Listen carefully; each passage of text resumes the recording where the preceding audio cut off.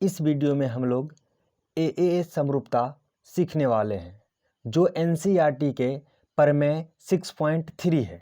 ठीक है, और ये क्या होते हैं तो सबसे पहले मैं बता दूं समरूपता क्या होता है। कोई भी दो त्रिभुज समरूप कब होते हैं तो सबसे पहला कंडीशन होता है उनके संगत कोण बराबर होंगे और भुजाएं समानुपाती होती है, तब जाकर दोनों त्रिभुज समरूप होते हैं। तो ट्रिपल ए मतलब कोण कोण कोण समरूपता क्या कहता है, इसका कथन क्या है। तो ये समरूपता कहता है या मतलब प्रमेय 6.3 क्या कहता है तो इसका कथन है यदि दो त्रिभुज के संगत कोण बराबर हो तो उनकी संगत भुजाएं समानुपाती होती है एवं त्रिभुज समरूप होते हैं। मतलब इस कथन का कहने का ये मतलब है कि अगर दो त्रिभुज के केवल कोण बराबर हो जाएंगे तो त्रिभुज समरूप हो जाएंगे, लेकिन ऐसा बिल्कुल नहीं है कि मतलब ये कोण बराबर होंगे तो ऑलरेडी हमें प्रूफ करना होगा कि भुजाएं भी समानुपाती हो जाएंगी और त्रिभुज क्या हो जाएंगे, समरूप हो जाएंगे। ठीक है, तो आप स्टेटमेंट समझ गए होंगे कि केवल त्रिभुज का क्या दे रखा है, कोण बराबर दे रखा है और भुजाएं समानुपाती करना है तो ऑटोमेटिक त्रिभुज क्या हो जाएंगे, समरूप हो जाएंगे। तो आइए सबसे पहले जो दे रखा है उसको हम माना में लिख लेते हैं। तो माना कि ABC तथा DEF दो त्रिभुज हैं जिसमें इस त्रिभुज का कोण A कोण D के बराबर है, कोण B कोण E के बराबर है तथा कोण C कोण F के बराबर है। ठीक है, तो हमें सिद्ध करना है कि अब जब कोण बराबर दे रखा है अगर भुजा समानुपाती निकल जाए मतलब AB बट्टा DE, AC बट्टा DF और BC बट्टा EF, अगर ये हमें साबित हो जाए तो त्रिभुज का कोण दे रखा बराबर और भुजाएं समानुपाती हो जाएगा मतलब कर लेंगे तो दोनों त्रिभुज क्या हो जाएंगे, समरूप हो जाएंगे। यही हमें प्रूफ करना है। ठीक है, तो हम सबसे पहले जब भी ज्योमेट्री में बनाएंगे या क्वेश्चन सॉल्व करेंगे तो हम क्या कर लेंगे, रचना कर लेंगे। तो हम क्या करेंगे, बड़े त्रिभुज में से भुजा डी से, देखिए डी जो बड़ा भुजा है उसमें से AB के बराबर DP काट लिया तथा DF से हम DQ बराबर AC मतलब काटा। मतलब ये इसके बराबर, मैं ऐसे करता हूँ, ये इसके बराबर और ये इसके बराबर हमने क्या कर लिया, काटा और P और Q को हमने मिलाया। बस इतना आपको क्या करना था, रचना करना था। ठीक है, अब हमें क्या करना है, ध्यान से देखना, ध्यान से देखना। अब मैं इसको फिगर में यहाँ बना लिया हूँ। ठीक है, अब देखते जाइए, बहुत आसानी से आपको समझ में आ जाएगा। अब हम लोग का फोकस, सबसे पहला फोकस है ना भुजा में समानुपाती लाना। तो हमें कोण दे रखा है और अभी मैंने रचना से ले लिया, ये इसके बराबर है और ये इसके बराबर है और ये कोण ऑलरेडी दे रखा है बराबर। तो जरा दोनों ट्रायंगल में अगर झांकते हैं, देखते हैं तो हम बात करते हैं। देखिए इसमें त्रिभुज ABC में, त्रिभुज ABC तथा त्रिभुज क्या नाम है, DPQ में, DPQ में। ठीक है, जरा देखिए, अब दे रखा है AB बराबर DP और AC बराबर DQ, दोनों हमने कहाँ से लाया है, रचना से लाया है। ठीक है, और कोण इसका A, छोटू वाला ट्रायंगल का कोण A और इसका कोण D, इसका कोण D बराबर है किससे, मतलब दिया है, क्योंकि दोनों त्रिभुज का कोण क्या है, बराबर है। तो अब जब भी अगर कोई दो त्रिभुज के भुजा बराबर हो, उसका आंतरिक कोण मतलब ये दोनों जो भुजा कोण बनाएगा, ये दोनों भुजा जो कोण बनाएगा वो बीच वाला कोण अगर दो त्रिभुज के बराबर होंगे तो दोनों त्रिभुज सर्वांगसम हो जाएंगे। क्या हो जाएंगे, त्रिभुज सर्वांगसम। सर्वांगसम कहने का मतलब सब अंग समान, मतलब यहाँ से लिख सकते त्रिभुज ABC सर्वांगसम है त्रिभुज DPQ का। किससे, तो SAS सर्वांग समता होता है, सर्वांग समता से। ठीक है, SAS सर्वांग समता से, ये से दोनों त्रिभुज सर्वांगसम हो गए। तो सर्वांगसम हो गए इसका मतलब अब ये कोण B कोण P के बराबर हो गया और कोण C कोण Q के बराबर हो गया। तो चलो हमें बस यही लिख लेते हैं पहले। तो हम लिख सकते हैं कोण B कोण किसके बराबर हो गया, P के। कोण ये भी लिख सकते हैं सी किसके बराबर हो गया, कोण क्यू के। ठीक है, अब हमें एक ही कोण की जरूरत पड़ने वाला है तो एक ही लेकर चल लेंगे। अब जरा देखिए, लेकिन हमने अभी पता किया था कोण बी मतलब दे क्या रखा है, कोण बी तो कोण सी के बराबर दे रखा है, और हमने ले आया कोण बी किसके बराबर ले आया, पी के बराबर। इसके मतलब हम यहां लिख सकते हैं लेकिन दिया है,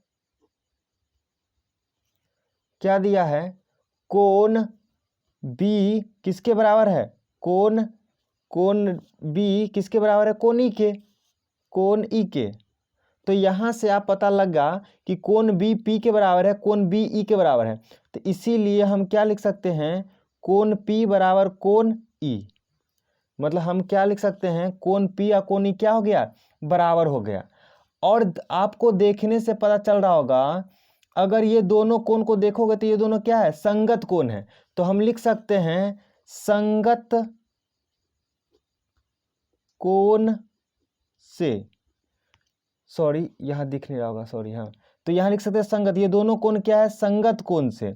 और जैसे ही संगत कोण हुआ, अब आप बताओ संगत कोण होगा तो दो कंडीशन होता है। सबसे पहले अगर दो रेखा, अगर हम बात करें कि एक रेखा समांतर है, कोई तिर्यक रेखा काट रही है, तो ये दोनों कोण संगत कोण क्या हो जाएंगे, बराबर। या इसका उल्टा समझो, अगर संगत कोण बराबर होंगे तो ये दोनों रेखा क्या हो जाएंगे, समांतर। तो संगत कोण से हम लिख सकते हैं क्या, पी क्यू समांतर ई एफ। हम लिख सकते हैं पी क्यू समांतर ई एफ। ठीक है, अब जरा देखो आप, अभी ये दोनों क्या हो गया, अब ये दोनों क्या हो गया, समांतर हो गया। अब जैसे ही समांतर हुआ तो जरा त्रिभुज डी ई एफ में आप थेल्स पर में क्या पढ़े थे, अगर किसी त्रिभुज में कोई भुजा के समांतर कोई रेखा खींची जाए तो दोनों बाकी दो बचे हुए भुजा को समान अनुपात में विभाजित कर देता है। इसका मतलब हम लिखेंगे त्रिभुज, ये दोनों हो गया ना, ये दोनों समांतर हो गया, तो यहां से जल्दी से लिखो आप त्रिभुज किस में, डी ई एफ में, डी ई एफ में थेल्स प्रमेय से, थेल्स यहीं ऊपर लिख देंगे, थेल्स प्रमेय से, थेल्स प्रमेय से। तो थेल्स प्रमेय क्या बोलता है कि भुजाएं क्या हो जाएंगे, समानुपाती, मतलब डीपी बटा पी पी, लेकिन हमें तो कोई ऐसा लेना है ना जो दोनों त्रिभुज में आ जाए, तो डीपी बट्टे डी ले लेंगे, मतलब ये वाला और ये पूरा ले लेंगे। उसी प्रकार हो जाएगा डी क्यू बट्टे डी एफ। तो हम यहां से ले सकते हैं, क्या ले सकते हैं, तो आप बताओगे, लिख सकते हैं डी पी बट्टे डी ई बराबर हो जाएगा डी क्यू बट्टे डी एफ। ठीक है, ये बट्टे ये पूरा और ये बट्टे ये पूरा ले लिए। अब जरा आप बताओ डीपी के जगह पे हम क्या डाल सकते हैं, तो डीपी के जगह पे ए बी डाल सकते हैं रचना से, और डी क्यू के जगह पर हम ए सी डाल सकते हैं। तो यहां हम लिख सकते हैं ए बी बट्टे डी ई बराबर, और क्या लिख सकते हैं, ए सी बट्टे डी एफ। कहाँ से, रचना, और तेरी कहाँ लिख रहे हैं, सॉरी ये बात लिखें, डीपी के जगह पे ए बी डाल दिए, डी क्यू के जगह पर हम ए सी डाल दिए। कहाँ से लिखें, रचना से। ठीक है, अब जरा गौर कीजिए, अब क्या आ गया, देखिए ए बी बट्टे डी ई आ गया, ए बी बट्टे डी ई आ गया, और ए सी बट्टे डी एफ आ गया, ए सी बट्टे डी एफ आ गया। अगर हमें ये बी सी बट्टे ई एफ आ जाए तो क्या रिलेशन तीनों नहीं आ जाएगा।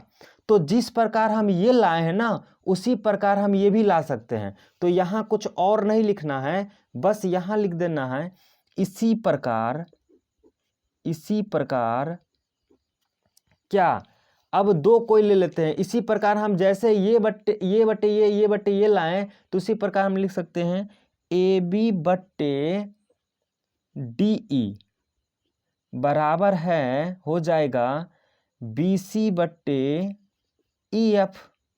ठीक है, अब हम अगर हम इसको समीकरण फर्स्ट मान लिए रहते, मतलब यहाँ हम समीकरण क्या मान लेंगे, फर्स्ट, और इसको हम मान लेंगे समीकरण सेकंड।